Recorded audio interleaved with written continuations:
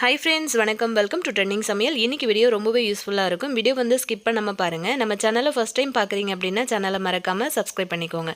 கூட இருக்கிற பெல் ஐக்கானையும் ப்ரெஸ் பண்ணீங்க அப்படின்னா தான் நம்மளோட ரெகுலர் அப்டேட் எல்லாம் நீங்கள் மிஸ் பண்ணாமல் பார்க்க முடியும்.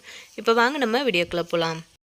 நம்ம இப்போ ஃபஸ்ட்டு டிப் என்னன்னு பார்க்கலாம். நம்மள நிறைய பேருக்கு வந்து பார்த்திங்கன்னா தேங்காய் உடைக்கும் போது அது சில நேரங்களில் துண்டு துண்டாக வந்து உடஞ்சி போயிடும். ஸோ அதுக்கு என்ன காரணம் அப்படின்னா அந்த தேங்காயோட ஓடு வந்து நல்ல காஞ்சி இருக்கிறதுனால நம்ம உடைக்கும் போது கரெக்டான ஷேப்பில் வந்து எப்போவுமே வந்து வர்றது கிடையாது. எப்பயாவது இருந்துட்டு ஒரு டைமில் வந்து நமக்கு கரெக்டான ஒரு ஷேப்பில் வந்து கிடைக்கும் இல்லையா?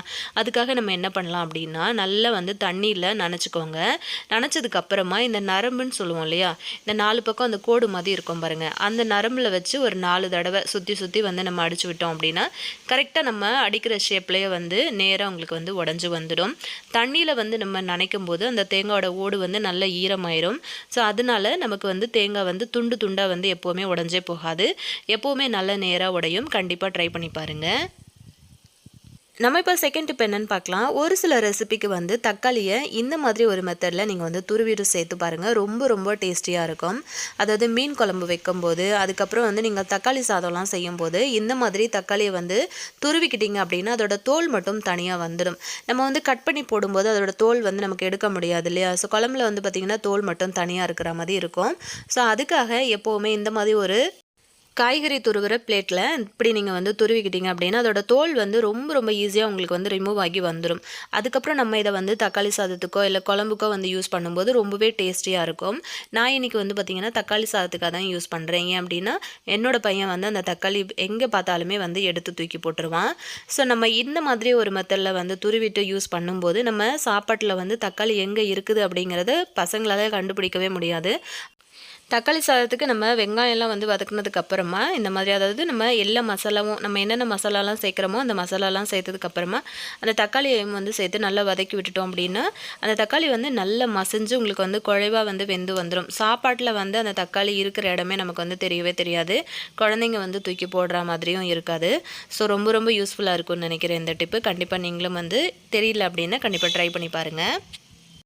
நம்ம இப்போ நெக்ஸ்ட் டிப் என்னன்னு பார்க்கலாம். நம்ம வந்து யூஸ் பண்ணுற தொடப்பம் வந்து பார்த்திங்கன்னா சின்ன சின்ன துண்டுகள்லாம் அங்கங்கே வந்து உடஞ்சி கொட்டிகிட்டே இருக்கும். அந்த குச்சி வந்து பார்த்திங்க அப்படின்னா ரொம்ப ரொம்ப மெல்லிஸாக இருக்கிறதுனால நம்ம வந்து பெருக்கும் போது எங்கன்னா சிக்கிடுச்சு, இல்லை சோஃபா கடியில் கட்டில் கடியிலலாம் வந்து விட்டு பெருக்கிறோம் அப்படின்னும் போது டக்குன்னு வந்து அந்த குச்சி வந்து உடஞ்சி போயிடும். ஸோ இந்த மாதிரி வந்து உடைய ஆரம்பிச்சது அப்படின்னா நம்ம புது தொடப்பம் வாங்கி யூஸ் பண்ணும்போது 2லேருந்து ஒரு 3 மாதம் வரைக்கும் நமக்கு நல்லா இருக்க மாதிரி இருக்கும். அதுக்கப்புறம் வந்து பார்த்திங்கன்னா குட்டி குட்டியாக அந்த மாதிரி அந்த காம்புகள் எல்லாமே வந்து உடஞ்சி போயிடும். ஸோ அதுக்காக நம்ம சின்னதாக ஒரு டிப்பு தான் என்ன பண்ணலாம் அப்படிங்கிறத பார்க்க போகிறோம். இந்த மாதிரி வீட்டில் இருக்கிற ரப்பர் பேண்டு வந்து நம்ம எடுத்துக்கலாம். ரப்பர் பேண்டு வந்து இந்த தொடப்பத்துக்கு மேலே நம்ம வந்து போட்டு விட்டுட்டோம் அப்படின்னா அந்த மாதிரி குச்சிகள் வந்து நமக்கு துண்டு துண்டாக உடஞ்சி எங்கேயும் விழுகாது.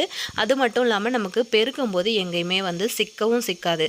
கரெக்டாக நம்ம வந்து பெருக்கிறதுக்கு மட்டும் முன்னாடி அந்த முனைப்பகுதியில் கொஞ்சமாக கேப் விட்டுருங்க. அதுக்கப்புறமா வந்து ஒரு 4லேருந்து 5 ரப்பர் பேண்ட் எடுத்து இந்த மாதிரி வந்து பக்கம் பக்கமாக இருக்கிற மாதிரி நீங்கள் வந்து போட்டு விட்டுருங்க. இந்த மாதிரி ஒரு ஷேப்பில் நம்ம வந்து போடும்போது நம்மளோட தொடப்பம் வந்து ரொம்ப மாதத்துக்கு நல்லா இருக்கும். சீக்கிரத்தில் வந்து குச்சிகள் உடஞ்சி போகாது. கண்டிப்பாக இந்த டிப்பு உங்களுக்கு வந்து ரொம்ப ரொம்ப யூஸ்ஃபுல்லாக இருக்கும் அப்படின்னு நினைக்கிறேன். ஸோ பாருங்கள், இந்த மாதிரி நம்ம பெருக்கும்போது அந்த முனைப்பகுதியில் மட்டும்தான் நம்ம வந்து பெருக்க போகிறோம். ஸோ மற்ற குச்சிகள் வந்து எங்கேயுமே லேசாக அங்கங்கே பட்டுச்சு அப்படின்னா கூட நமக்கு உடஞ்சிரும் இல்லையா? ஸோ அந்த மாதிரி உடையிறதுக்கு வாய்ப்பு இல்லை. இந்த செம்பருத்தி வந்து பார்த்திங்கன்னா நான் நேற்று போட்ட வீடியோவில் உங்களுக்கு காமிச்சிருப்பேன்னு நினைக்கிறேன். ஸோ அது வந்து இன்றைக்கி பூத்துருக்கு, அதனால் அதையும் இன்றைக்கி காமிச்சிட்டேன்.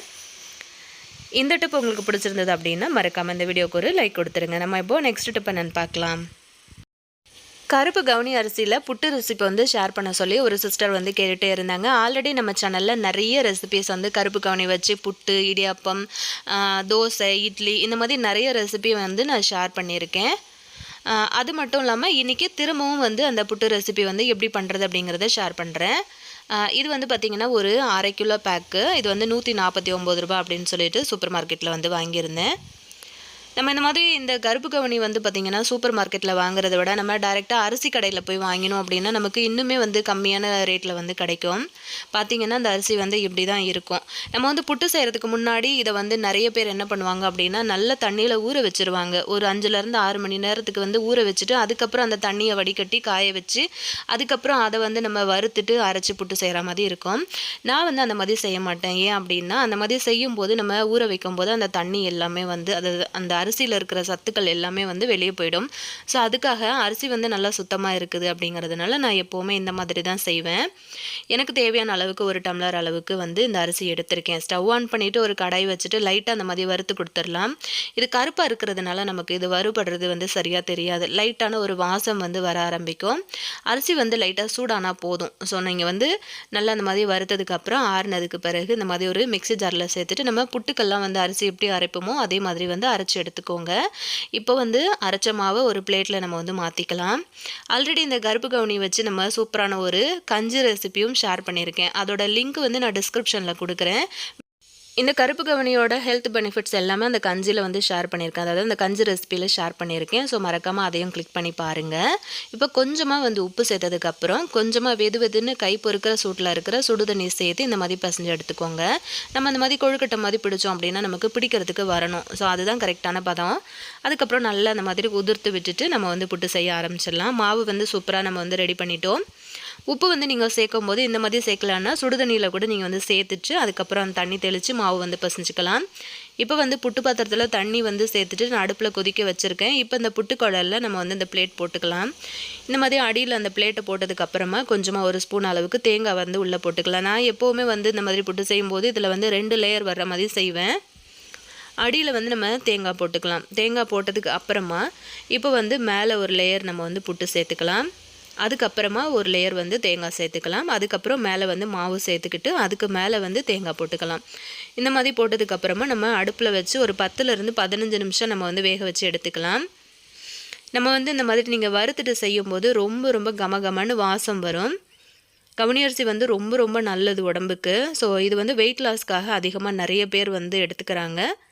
ஸோ நம்மளும் வந்து வெயிட் லாஸ் ரெசிபி தான் அந்த கஞ்சி ரெசிபி நான் வந்து ஷேர் பண்ணியிருக்கேன். டிஸ்கிரிப்ஷனில் லிங்க் கொடுக்குறேன். மறக்காமல் இந்த வீடியோ பார்த்துட்டு அதையும் பாருங்கள். ஒரு 10லேருந்து 15 நிமிஷத்துக்கு அப்புறமா நல்லா இந்த மாதிரி அந்த ஹோல்ஸில் எல்லாம் நல்லா ஆவி வந்து வெளியே வரும். இந்த மாதிரி வந்துச்சு அப்படின்னா நமக்கு மாவு அதாவது அந்த புட்டு வந்து ரெடி ஆகிடுச்சு அப்படின்னு சொல்லிட்டு அர்த்தம். இப்போ அந்த புட்டுக்குழல் பின்னாடி ஒரு கரண்டி யூஸ் பண்ணி இப்படி லைட்டாக வந்து தள்ளி கொடுத்தீங்க அப்படின்னா ரொம்ப சூப்பராக உங்களுக்கு புட்டு உடையாமல் அழகாக வந்து ரிமூவ் ஆகி வந்துடும்.